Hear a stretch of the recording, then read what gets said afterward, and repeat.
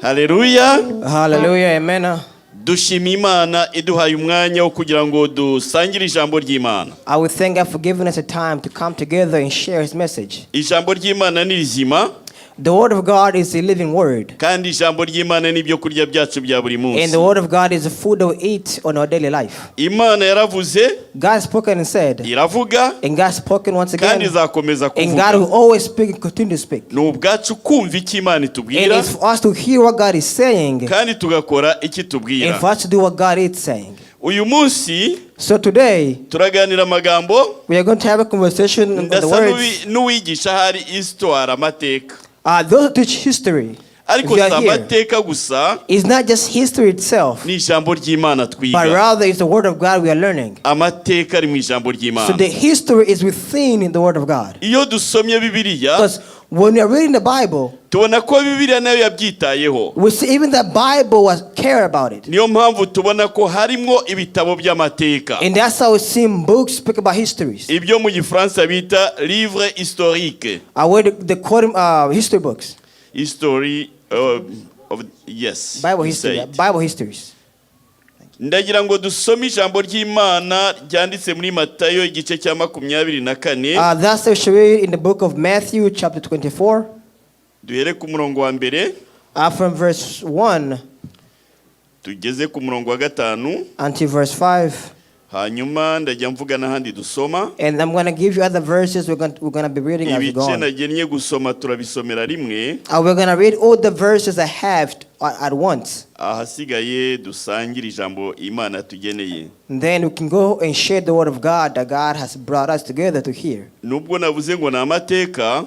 Like I said, it's history. Byerekeye kugaruka kwa Yesu. And this history speaks about the returning of Jesus Christ. Israeli mu mateka yo kugaruka kwa Yesu. The theme are called Israel, the signs of the returning of Christ. Israeli mu buhanuzi. The Israel in signs or in advising. Dusome Matayo 24. Once again, let's read the book of Matthew chapter 24.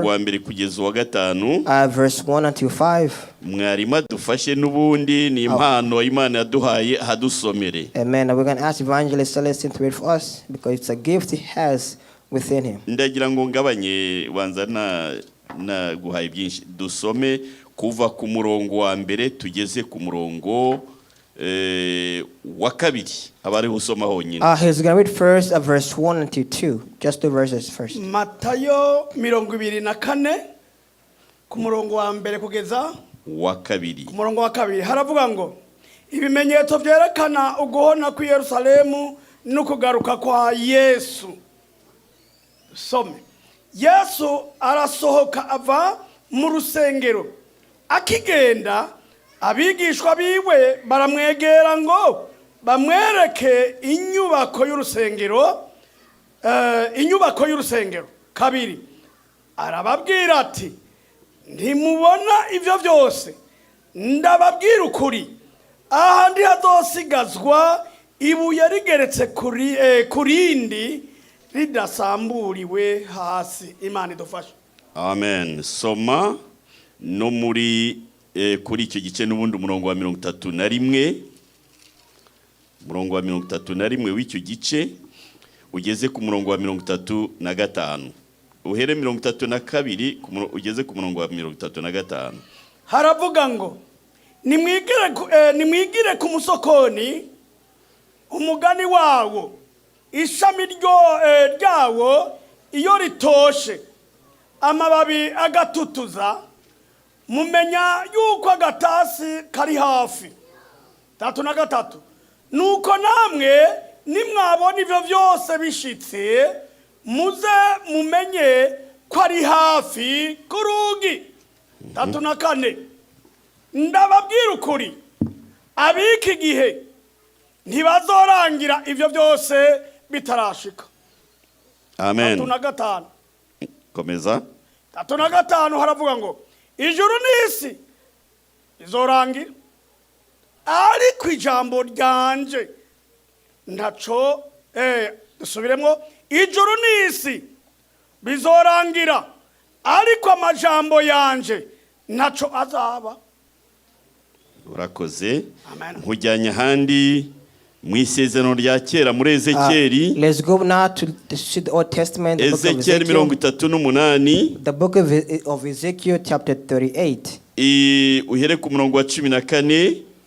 Verse 14 ugeze ku wa 17. until 17.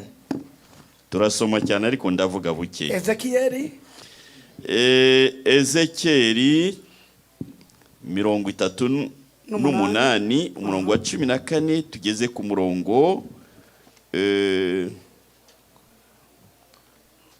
geza ku murongo wenda wa 17. Amen. Nuko rero mwana w'umuntu burira Gogi atukuni ku mwami uhora hagize ati kuri uwo munsi igihe abantu banje b'Abisirayeli bazoba bibereye impore mbega ntuzobimenya. 15 ico gihe uzoza avuye iwe ahahera ibumanuko mwe n'amahanga menshi muzananye bose bagendera ku mafarasi ari gitero kinini n'ingabo nyinshi. 16 mazugutera nuko uzaza mazuzotera abantu banje b'Abisirayeli umeze nk'igipfungu cubikije mu gihugu, maze mu misi y'iherezo nzokugomora utere igihugu canje kugira ngo amahanga azamenye ico ndico igihe nzokwiyerekanira kuri wewe imbere yabo ko nduwera ewe Gogi. 17 uko ni kuhoraho agize ati mbega si wewe navuze mu bihe vya kera mvugira mu basavyi banje b'Abisirayeli navugisha babuye imyaka myinshi muri ico gihe yuko ari wewe nzorungika kubatera. Urakoze cyane. Amen. Wagiraho soma vuba kugira ngo twese dusobanukirwe. Amen. Let's go in English. Matayo. Let's start in the book of Matthew chapter 20. Matthieu 24 verse 2. Ariko ubanza tutari busome byose ko nta gihe dufite hasome honyine. Amen. So we shall only read the book of Matthew chapter 24 and the other verses. Hopefully you got a Bible, you can read on your own. Once again, let's read the book of Matthew chapter 24. Amen. Let's read once again Matthew 24 verse 1 until 2 and then 32 until 35. We shall read. And Jesus went out and departed from the temple, and his disciples came to him for to show him the building of the temple. And Jesus said unto them, that see ye not all these things? Know the truth I say unto you, that there shall not be left here one stone upon another, and that shall be thrown down. Let's read verse 32 to 35. Now learn a parable of a fig tree. When his branch is yet tender and is putting forth leaves, you know that the summer is near. So likewise, when you shall see all these things, know that it is near and even at the door. Know the truth I say unto you, this generation shall not pass until all these things be fulfilled. Heaven and earth shall pass, but my words shall not pass away. Amen. Amen. Hallelujah. Hallelujah. Amen. N'amagambo arambiranye ariko ya ngombwa. These are long words but necessary. Tugiye kuganira ku ijambo ry'Imana. We are going to converse in the word of God. Na mateka ariko ahereranye no kugaruka kwa Yesu Kristo. These are history, but it speaks about the returning of Jesus Christ. Igihe kimwe Yesu ari kugenda. Because one time Jesus Christ was walking around. abigishwa baraje bamwereka urusengero rw'i Yerusalemu. His disciples, they showed him the temple, the church of Jerusalem. Reba nyakubahwa, reba uburyo rwubatse neza And he said, cyane. Master, look at the church. It's so big and beautiful. Rwari urusengero rwubatswe neza. There is a church built beautiful. Kandi ni urusengero rwa kabiri mu kubakwa mu Isirayeli. And it is the second church in all Israel. Kuko urwa mbere tuzi ko rwubatswe na Salomo. Because the first one was built by Solomon. Rwaje kwangirika. And that was destroyed. Noneho Herode But Herod, uturuka mu bwoko bw'Abedomu, the one who came from the race of Edom, amaze guhabwa icyubahiro n'umwami ngo umwami nyabami ngo ategeke Isirayeli, that once he became on the throne, he became a king. yubatse urusengero rwiza cyane ngo anezeze Abayuda. Now he built a beautiful church that pleases the Judah. Urwo ni rwo rusengero bavugaga. And that is the church you're speaking about. Harimo imitako itangaje. There are so many things of shocking. Rwari rwubatswe n'amabuye y'igitangaza It was a church y'agaciro. built by rocks, very expensive ones. Abagenzi bavaga mu Isirayeli hagati, Some they'll come from Israel bagenda bagiye Yerusalemu, and they'll go to Jerusalem in the city bakajya kureba urwo rusengero just to gusa, come and look at the building, at kandi the ngo church. barusengeremwo. And at the same time they could worship in that church. Noneho abigishwa babwira Yesu, So the disciples told Jesus Christ, dore uburyo uru rusengero rwubatswe look neza. how well built the church is. Yesu yarababwiye, But Jesus Christ said to them ntimurebe uburyo rwubatse and neza, said, look how well built it is. mu minsi iri imbere nta buye rizasigara But rigeretse in the kuri rindi. future, no stone will left upon another stone. Bahise bagira amatsiko. But they got mad. They got angry. Bibiri tubwira ko bagize They all said amatsiko, that they were angry. ariko biherereye bari ahantu biherereye, But when they were in a private location by themselves, baramubwira bati they tubwire told him, tell us ibyo bizaba ryari, that when will this happen? n'ikimenyetso cyo kugaruka kwawe kimeruka ni ikihe. That what are the signs of your returning? Or what are the Yesu- signs of the ending? Yesu ababwiye ko nta buye rizasigara rigeretse ku rindi. When he said that no stone will be left upon another stone, Bumvise ko si ikintu gisanzwe kizaba cyabaye, they felt that there was not something simple as it was. There would be ni something powerful ikintu happening. kidasanzwe. It would be something different. Bahita biyumvisha So- iby'ibihe bya nyuma. So they were thinking about the ending of time. When he Noneho said that. Yesu yababwiye byose. But just God told him everything. Ibi ni ibintu byabaye mu Isirayeli. See, this happened during the Israel's time. Yesu amaze kubambwa ku musaraba When Christ was crucified kandi amaze kuzamurwa, and once he was resurrected, ibyo Yesu yari yarabahanuriye byabasohoyeho. what he had told them and advised them had come to be. Igihe kimwe Abayuda barivumbuye, One time the Israel, they got mad bivumburira Abaroma. and they went against the Romans. Bamaze kwivumburira Abaroma, But once they went against Romans, Roma niyo yategekaga isi yose. because at that time Roman was controlling the world. Giranya na Amerika Was nubwo reigning. idategeka isi yose, Roman was like America nowadays. ariko ifite power mu isi yose. Because America has the power all over the corner of the world. Ni ngaho agahugu kamwe kakwivumburira That's ubutegetsi why bwa Amerika. if a country goes against America, Noneho umwami w'abami so the king of all kings at that yitwaga time, Vespasiye his name was Vespasian. yohereje umuhungu we He sent his son. witwaga Tito, His name was not Titus. ariko uvuze mu gitabo urebye Tito ntiwaribona yitwa Titus, ariko tuvuge Tito. Let's call him Titus because in the Bible there's another one. No Titus. Aragenda aratabara. Nonetheless, he went to save. Ageze i Yerusalemu, When he got to Jerusalem, Abayuda kuko bafataga Judas- urusengero nk'ikigirwamana, because they took the church like an idol, they worshipped it. birengagiza ko urusengero nyakuri ari imitima yacu. They forgot that the true church was their heart. Benshi bagiye ngo mu rusengero hejuru, The men went above the church on the bakomeza roof, bagenda babatera and amabuye, they started stoning them. babatera amabuye. They started throwing stones. Ariko Tito yararebye urwo But rusengero Titus, mva rusenya he rwari rwiza looked cyane, at the church and he said that church should not ariko be byaje destroyed. It kuba is good. ngombwa ko ingabo ze ziraramwo. But it was a must that his army sleep in the church. Urusengero zararutwitse, So they slept in the church for the night. zambuye ibikoresho byarimwo, They robbed the whole church of everything. zisandaza abantu, zirimbura abantu benshi. They destroyed many people in the church. Ibyo byabaye mu mwaka wa 70 Yesu amaze And kuzamuka. that happened 70 years after Christ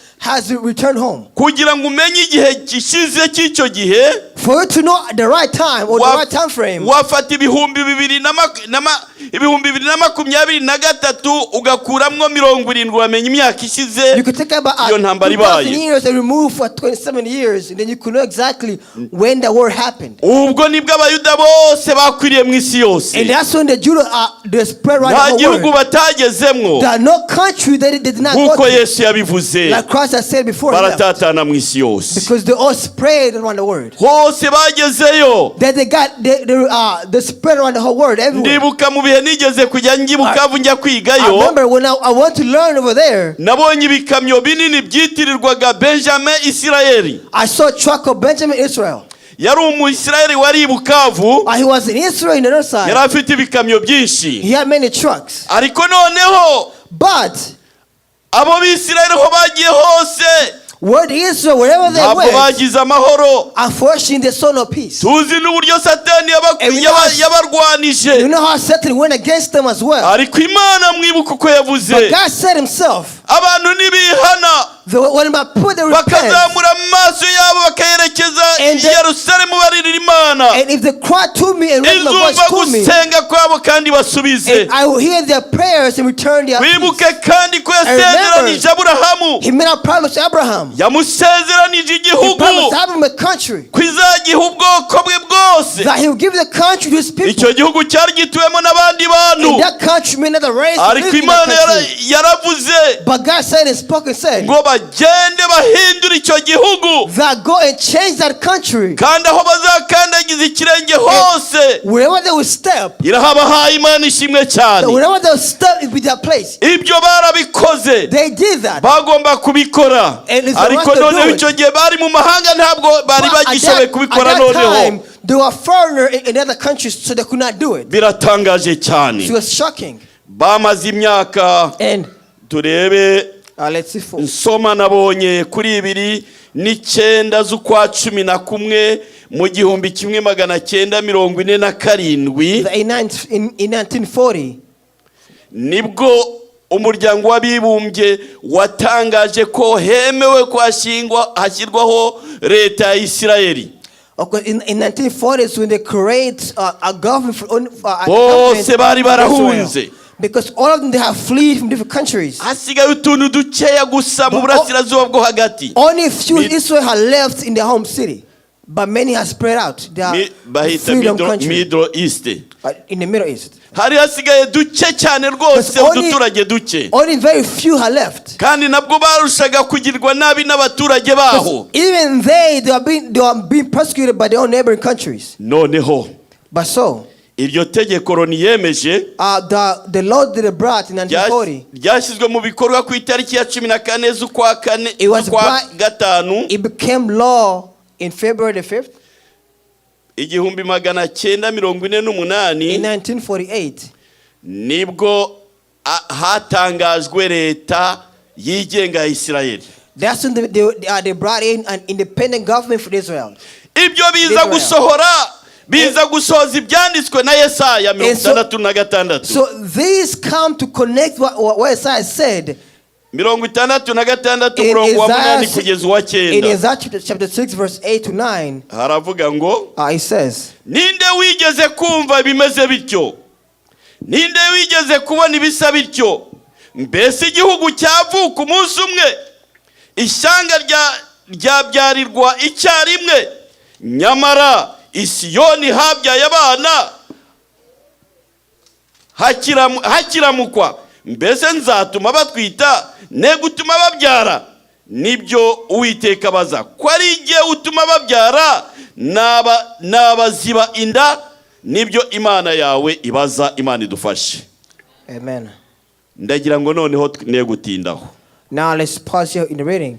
Hari ikindi mu buhanuzi kivugwa. There's something else that's spoken in advisings. Muri Ezechiel 37. In Ezekiel 37, havuga ko ngo igihe bari batatanye, it says that when at the time they were spread out, bari bameze nk'amagufwa yumye. they were like dry bones. Aho bari bameze nk'amagufwa yumye. Because wherever they were like dry bones. Buri wese aho ari yari yarataye ibyiringiro. Because wherever they were, they had lost hope. They had nta munezero yari afite. They had no hope. They have no joy. Bari bihebye. Because they had lost hope in everything. Umuhanuzi yabyerekwaga bitarashyika. So the servant was given this vision before it happened. Nibwo Imana yabwiye Ezechias. And that's what God told Ezekiel. Imujyana mu kibaya cy'amagufwa. God brought Ezekiel in a valley of imwereka ya magufwa. And he showed him the bones. Iramubwira ngo mbese ari amagufwa ashobora kongera kubaho.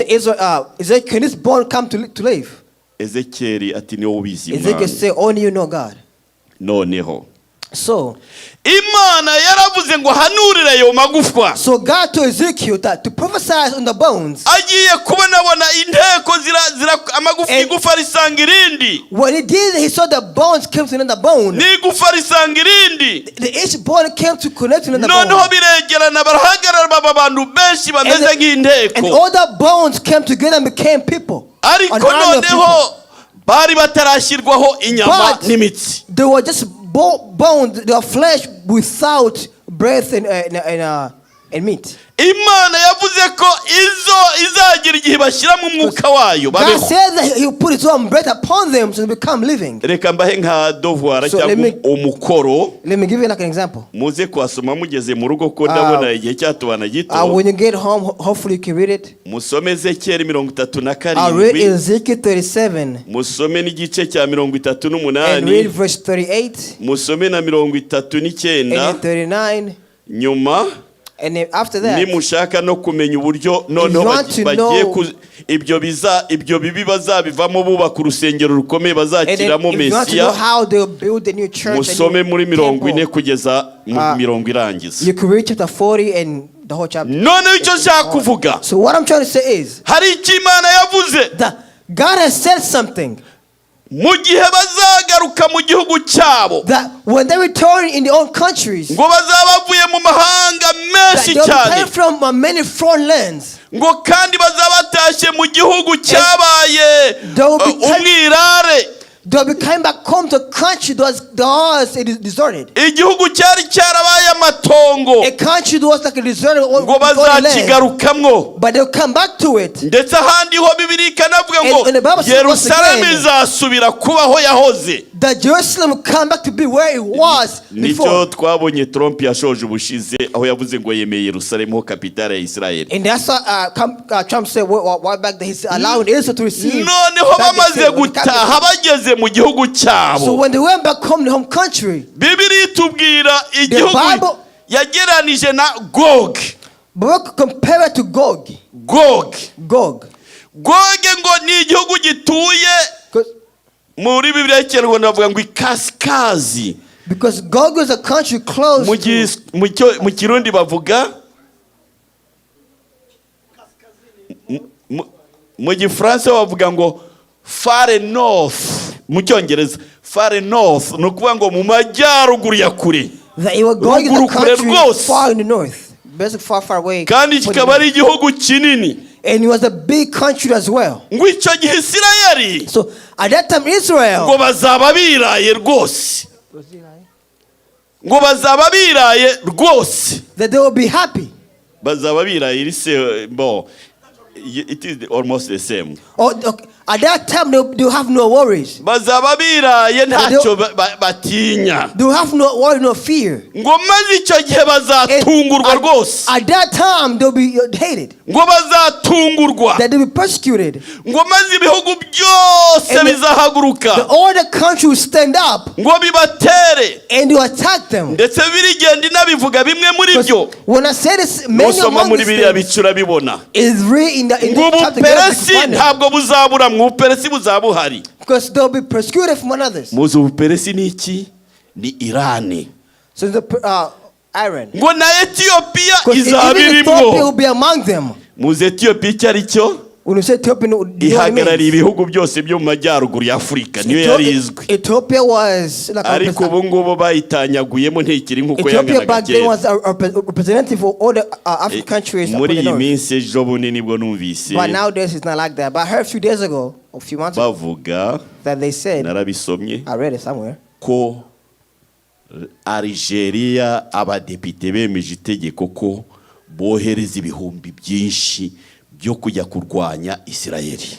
that they gave some money to Algeria to go and fight against Israel. Nijoro natindijwe numva nanone Even yesterday, even now, ijambo rya Putin. a word that stuck in my ear was the word Putin said. ngo ntazihanganira ko ikiremwa muntu Palestina cyangizwa. That Putin said that he will not rest seeing the living beings of Palestine.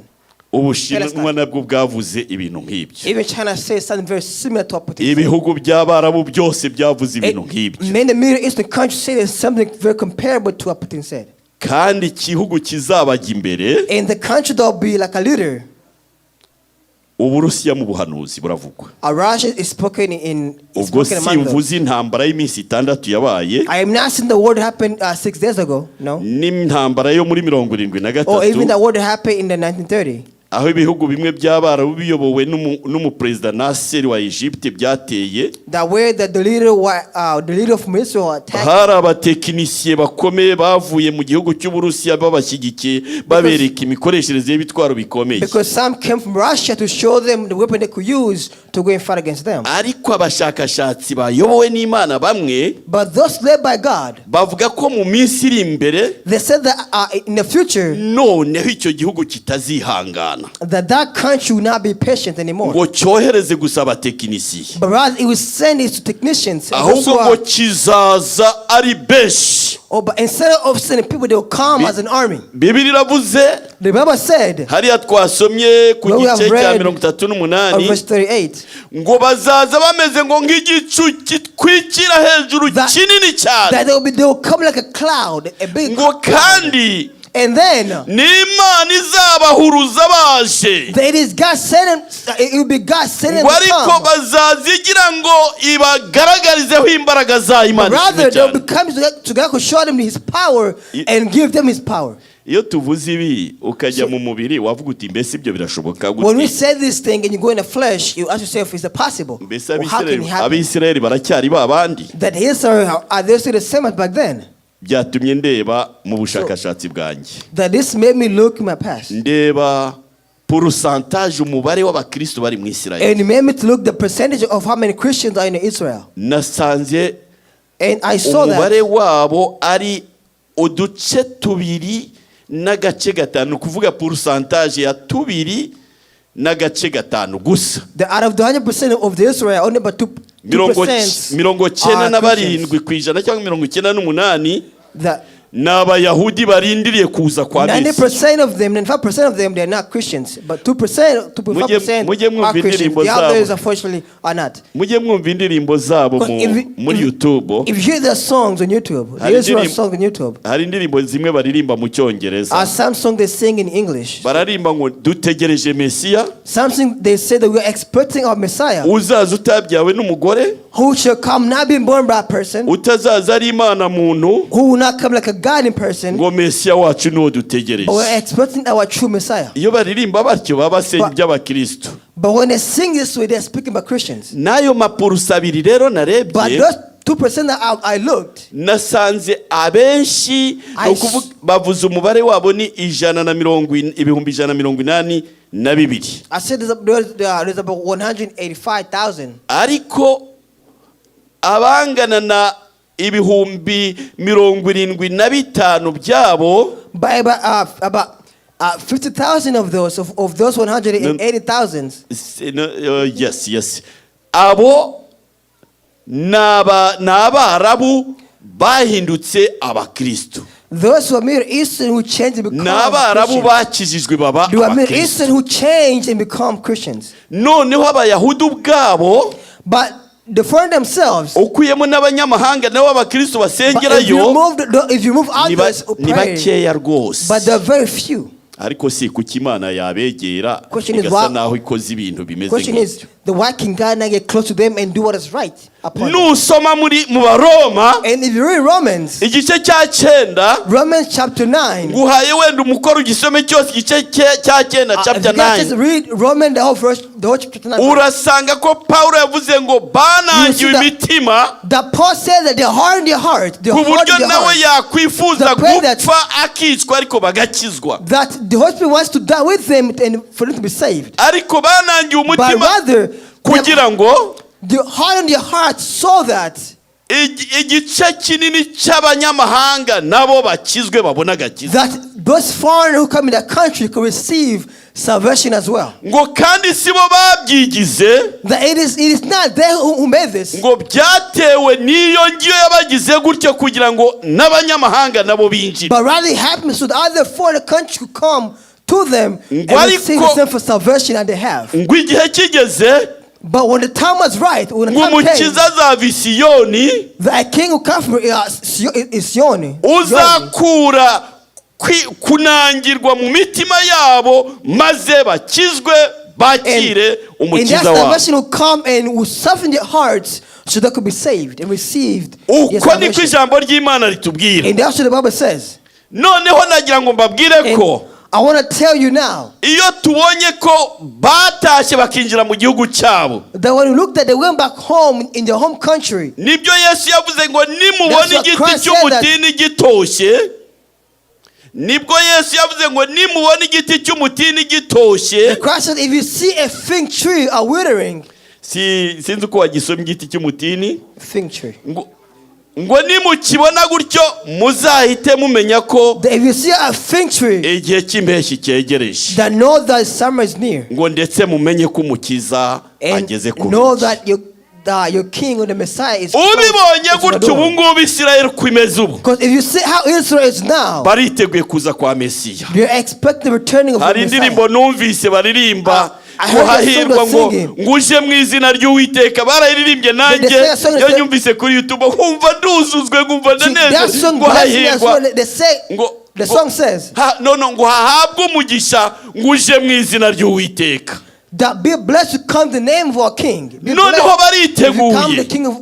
hari n'imiryango imwe And there are some families mu miryango yabo niba ari 5 that in the family, if there are 5, bafite intebe zizengurutse ameza bagiye kurya that they have chairs that surround the table when they want to eat. bateganya n'intebe ya 6 ngo hari Mesiya ataza akabura aho In the yicara 6th seat, they leave it empty so that if Messiah come, before that biteguye place, rwose kuza kwa they are Mesiya fully prepared for the returning of Messiah. iyo tubibonye dutyo nk'abakristo If you see this as Christians, duhita tumenya ngo urugi ku banyamahanga rugiye gukingwa Imana ikingurira we know Isirayeli that the door to the Hallelujah. foreigner will be locked, but open to the Christians. dukanguke tumenye should ngo be awake igihe and know that. kiratwegereye We should be awake and know that the time is near. ibu rero So now, ibyo bihugu bishobora kuzahurura bije ngo birabarimbura this country might come and try to destroy them. nasomye agatabo kanditswe n'uwitwa Lekoseke I read a book once. yaganiriye n'umusirikare umwe warwanye mu ntambara yo mu Kipuru intambara ye That book narrates how the president was speaking to a soldier in the army. no munsi babateze habaye umunsi mukuru hari umunsi mukuru bajya bita ngo umunsi wo gusaba imbabazi Imana yo mu Kipuru They have a day to celebrate and ask forgiveness from God. barabatunguye rwose But they were ambushed in that day. hari muri 73 And that was wari umunsi w'isabato it was on a Sabbath ubundi day. bakunze kubatera ku isabato n'abateje ubundi ndibwira ko bateye ku isabato Usually they attack them on a Sabbath day. kuko baracyubaha isabato bubaha amategeko ya Mose Because as of now, they respect and obey the law of Moses. noneho ngo barabatungura That said, they ambush them. ariko mumbabare without niba knowing. nibeshye gato wenda nabambyitiranye n'umunsi intambara y'imisi 6 I do forgive. Maybe I might have mixed No, them with no. the words. But nonetheless, baragenda bica bari ku mupaka barabica so they went and they killed the guards. babimenyesheje babamenya amakuru But- i Yerusalemu But in Israel, they babe have muri not the Tel news. Aviv niyo yari kapitali nkuru They had not. Once the guards were killed, they knew the uburyo news. abayahudi ho bari bavuga ngo noneho n'imperuka turarimbutse Because even then they were saying that it's the end of time. hari we'll haje be ingabo destroyed. zose za Egypte Because the army of Egypt Jordan yari irimwo, The Jordan was among them. Libani yari irimwo, Liban was among. Syria yari irimwo. Assyria was among them too. Ugeranije n'ingabo barwana nazo nibura umwisirayeli umwe yarwanaga n'abasirikari 250. That it was one Israel against 100 army. Ariko noneho barakangutse bitangaje ubu bamize batya. But now they are fully awake. Abarabu bose barasa. All the Middle Eastern, they look alike. N'ibihugu byose bimeze bitya. Even the countries look alike. Bitwaba limburu waba mara. Whoever you are, you cannot destroy them because they look alike. They are fully prepared. Nubwo bacumura ubu bafite isezerano biherewe n'Imana. Because now even if they commit a sin, they have a promise given to them by God. Kandi rigomba gusohora atabuze n'akabago. And that promise shall be fulfilled no matter what. Mesiya baramurindiriye. Because they expect the return of the Messiah. Ndagira ngo twe gukomeza cyane. Let's continue. Ngiye mbabwire ngo. But let me tell you this. Muri Matayo 24:32-33 In Matthew 22 haravuga ngo says, murebere ku mutini niwo cyitegererezo ishami ryawo iyo ritoshye iba bikamera mumenya yuko igihe cy'impeshyi kiri bugufi nuko namwe nimubona ibyo byose muzamenye yuko ari hafi ndetse ageze ku rugi. Imana idufashe. Amen. Yesu ari hafi. Jesus Christ is near. Keretse umuntu ufunze amaso ni utabibona bimpumye. Unless if you close your eyes you cannot see. If you're blind only you cannot see that. Simvuze n'umuntu umaze kwandika inyandiko uvuga ko ari Kristo ugiye kugaruka. I am not saying this about later say that Christ is returning. Ko ari Kristo ngugiye kuza mu izina ry'Imana. Because they say they are Christ in his name. Ariko ibyo avuga byose ugasanga bitagaragaza ko ari Kristo. What they say shows that they are truly they're not Christ. But this we know next time. Dukanguke. But nonetheless we should be awake. Dukanguke. We should be aware. Duhe imirimo yacu umwanya ariko twibuke na Kristo ko tumukeneye mu buzima bwacu. Give time to our work, but remember to give time to Christ. Abaririmbyi baravuze ngo umunsi umwe. Our singer said that one day. Uzira turi mu isi. The one day on earth. Ariko buke tutakiri mu isi. That one day you are living on earth, but the next time you will be living. Kandi umunsi tuzarara turi mu isi dusenga Imana. We shall pray. Mbese arushaka ko izangwe imitwe imeneke bakunde baza ariko n'ubugingo bwawe. Because the truth is your life. Ubugingo bwawe niba ari ubugingo bwawe ugomba guhaguruka abakozi Imana bakagusengera. It is your life you should care and come to pray for you. Imana idufashe. To those who may God